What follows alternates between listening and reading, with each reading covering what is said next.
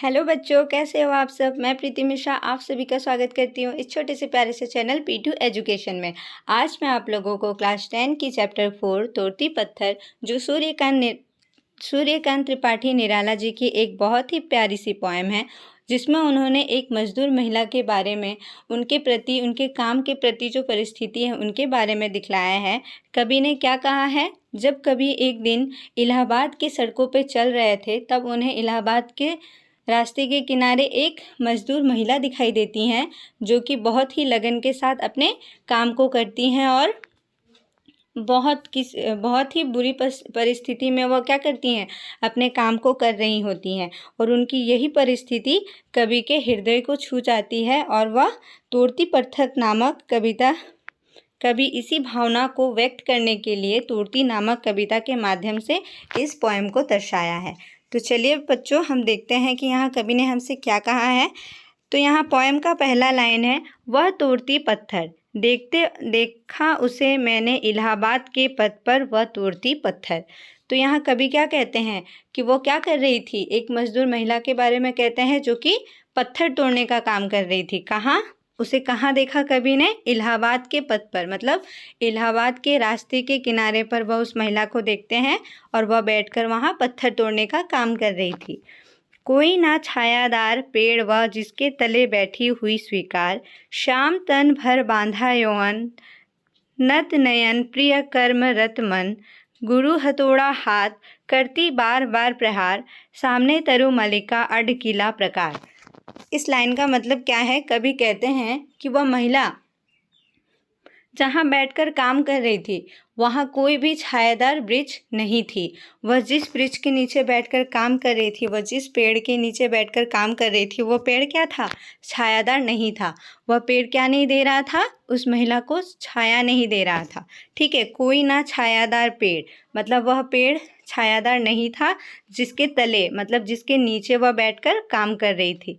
शाम तन भर बाधा यौवन, नत नयन प्रिय कर्म रतमन। श्याम तन मतलब शाम मतलब कि सांवले यानी कि काला। ठीक है, काला तन यानी कि शरीर।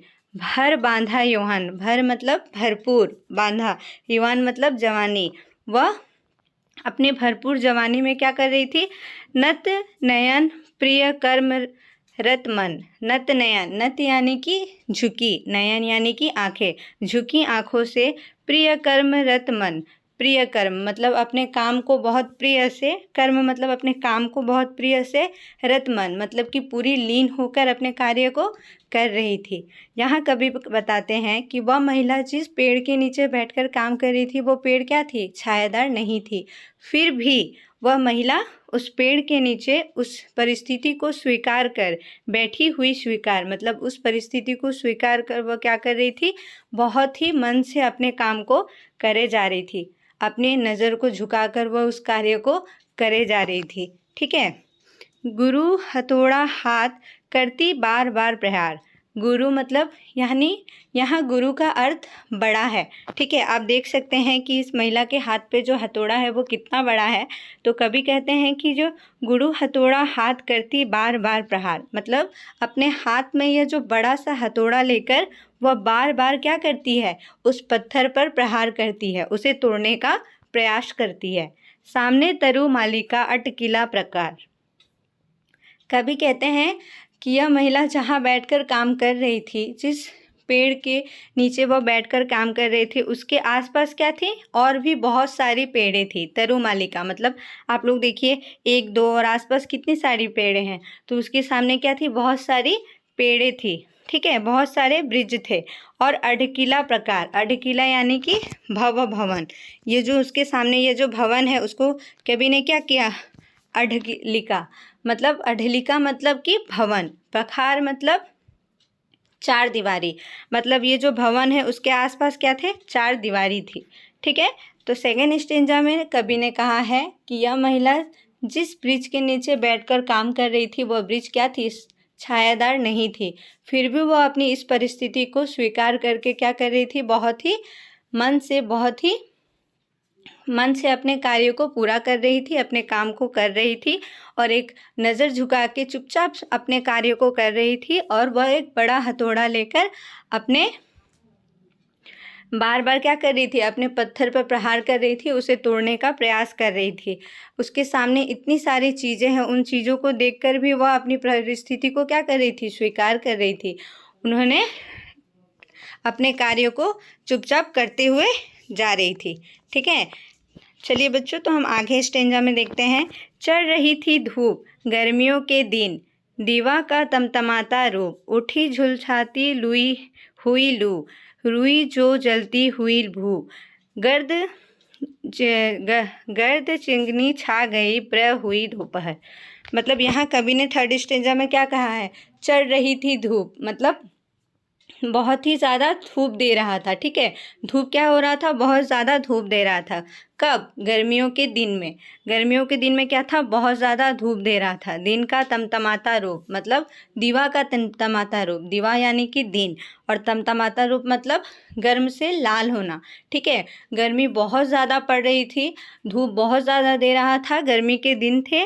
और उठी झुलसाती हुई लू, झुलसाती हुई लू यानी कि गर्म हवा, और इतनी गर्मी में भी एक गर्म सा हवा उठा। आप लोगों ने देखा होगा कि गर्मियों के दिनों में जब कभी हम दोपहर के समय घर से निकलते हैं या किसी भी परिस्थिति में हमें जाना पड़ता है तो कितना ज़्यादा धूप देता है और उसमें क्या होती है, गरम गरम हवाएं बहते हैं। तो वही कवि ने कहा है कि एक तो गर्मी का मौसम, दोबारा उस पे से पूरा धूप और उसमें गर्म चलती हवा।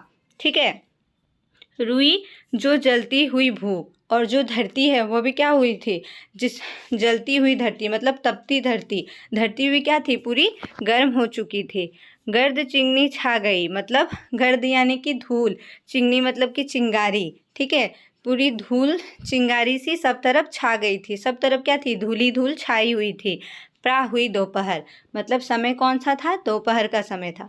तो यहाँ कवि कहते हैं कि एकदम टमटमाता, मतलब बहुत ज़्यादा गर्मी का दिन था जिसमें पूरा धूप निकला हुआ था और लू की तरह मतलब गर्म हवा चल रहे थे, और धरती भी क्या थी, पूरी गर्म हो चुकी थी, और चारों तरफ धूली धूल छाया हुआ था। और ऐसा दोपहर की परिस्थिति में भी वो क्या कर रही थी, वह तोड़ती पत्थर, मतलब वह बैठ के क्या कर रही थी, पत्थर तोड़ रही थी। मतलब यहाँ कवि ने उसकी परिस्थिति को बताया है कि वह इतनी धूप में, इतनी गर्मी के मौसम पे भी बैठकर क्या कर रही थी, अपने पत्थर को तोड़े जा रही थी, अपने काम को कर रही थी, पूरी तरह से लीन होकर अपने काम को कर रही थी। देखते देखा मुझे जो, तो एक बार उस भवन की ओर देखा छिनधार, देखकर कोई नहीं देखा मुझे उस दृष्टि से जो मार खा रोई नहीं। ठीक है, तो इस यहाँ कवि ने क्या कहा है, देखते देखा मुझे, मुझे तो एक बार, मतलब उस महिला ने क्या कहा, फिर उसने कवि की दृष्टि को देखा और उससे बहुत, मतलब उसने क्या कहा, उस महिला को ऐसा एहसास हुआ कि उसे कोई देख रहा है। ठीक है, उस महिला को ऐसा एहसास हुआ कि उसे कोई देख रहा है, तब वो क्या की, कवि की ओर अपनी दृष्टि उठा के, मतलब अपने आँख उठा के वो क्या की, कवि की ओर देखी, और फिर दोबारा कहाँ देखी, उस महल के ओर देखी। देखो, देखता देखा मुझे तो एक बार उस भवन की ओर देखा, मतलब एक बार उसने कवि की ओर देखा और एक बार उस भवन की ओर देखा। ठीक है, देखकर वह क्या हुई, छीनथार, छीनथार यानी कि अपने काम से विमुख हो गई।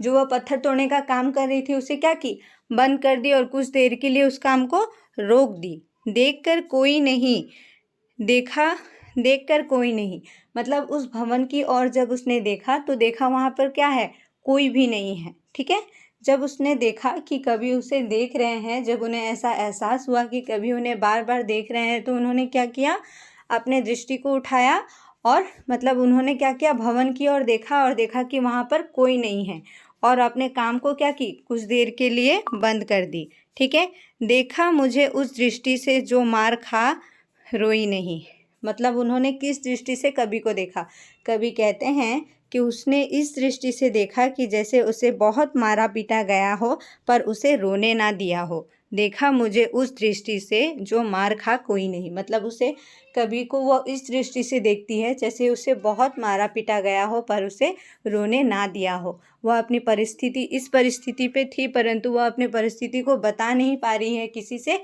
कवि यही कहना चाहते हैं। ठीक है, तो कवि यहाँ उस लाचार मजदूर महिला के बारे में बताते हैं। वह कहते हैं कि वह बहुत ही बुरी परिस्थिति में भी, बहुत ही लाचार परिस्थिति में भी अपनी परिस्थिति किसी से बता नहीं पा रही है, अपनी पीड़ा किसी को दिखा नहीं पा रही है। वह अपने काम को ना चाहते हुए भी उसे यह काम क्या हो रहा है, करना पड़ रहा है।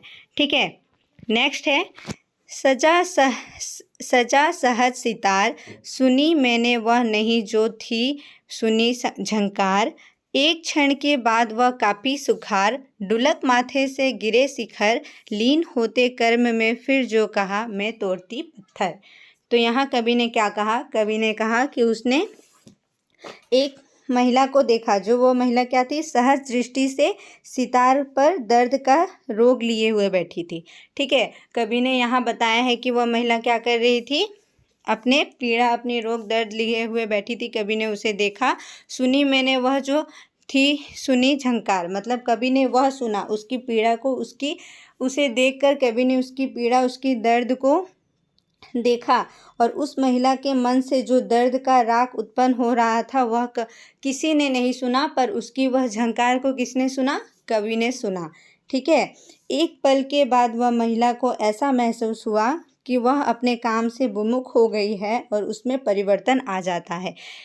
एक क्षण के बाद वह कापी सुघर, मतलब एक पल के बाद उस महिला को ऐसा लगा कि वह अपने काम से क्या हुई है, विमुख हो गई है। मतलब अपना पत्थर तोड़ने का काम क्या कर रही है, बंद कर दी है। कुछ टाइम के लिए वो क्या की है, रोक दी है। और उसकी इसी परिवर्तन को देखकर और फिर क्या करती है, वह फिर से पत्थर तोड़ने का काम करने लगती है, फिर से परिवर्तित हो जाती है। और उसकी इसी परिवर्तन को देखकर कभी क्या होते हैं, खुश हो जाते हैं। ठीक है, सुखर मतलब खुश होना। ढुलक माथे से गिरे शिखर, ढुलक माथे, ढुलक यानी कि ढुलक का मतलब गिरना होता है। ठीक है, और शिखर मतलब पसीना, मतलब उसके मथे से, मतलब उसके सर से पसीने की बूंद गिरती है। लीन होते कर्म में फिर जो कहा, मतलब अपने काम में फिर से अपने काम पे आते हुए, फिर से अपने काम को मन से करते हुए, लीन होकर करते हुए उसने कहा मैं तोड़ती पत्थर।